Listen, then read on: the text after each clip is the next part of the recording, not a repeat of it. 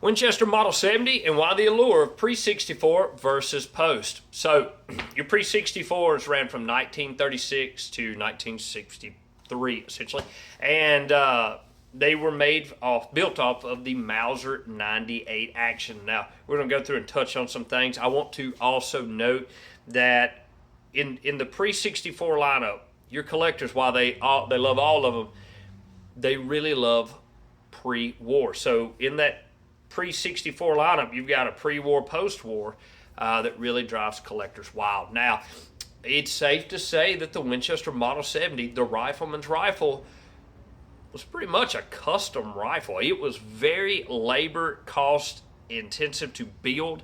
That controlled round feed action, hand-fitted stocks, hand-cut checkering, hand-cut rifling, barrel screws up till 53. Your front sights were machined into your barrel.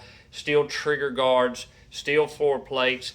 They were desirable enough that Jack O'Connor, the kingmaker, the man who pushed the 270 into what it is, was a huge Model 70 guy. So to get to post 64, you have to kind of know what was going on in the market. Winchesters compete for market share. While this gun is a fantastic gun, it is expensive.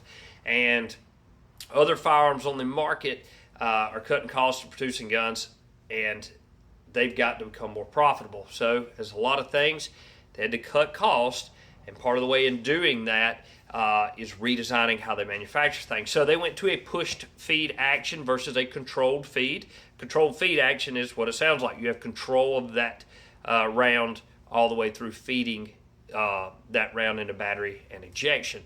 The push feed, you're pushing that round up forward, and when you bolt down a spring, catches it. The control feed gives you more reliability in bolting in the field. Okay, so dangerous game hunters really liked it.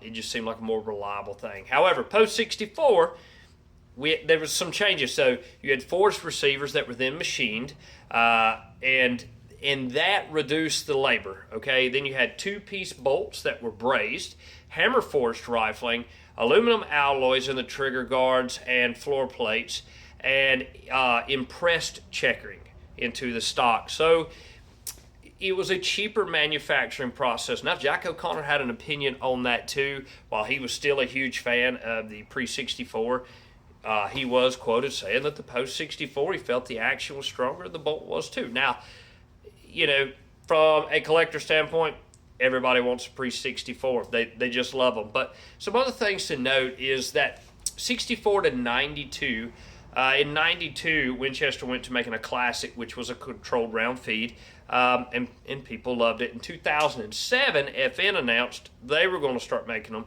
controlled round feed. They did it here in the States till 2013, and then they moved it over to Portugal. Now, some fun facts is the Model 70 is the state firearm of Alaska. It did see service through 3 wars. And you know, a lot of things you read say it was never actually adopted, but the famous sniper Carlos Hathcock loved a Model 70, and he won the Wimbledon in 1965 with one. So I hope that's just a little bit of information. You can go down the rabbit hole all day long and find all these different things. I've had to shoot this video 20 times trying to condense it down, and that's the best way I can. So if I can help you with anything, let me know.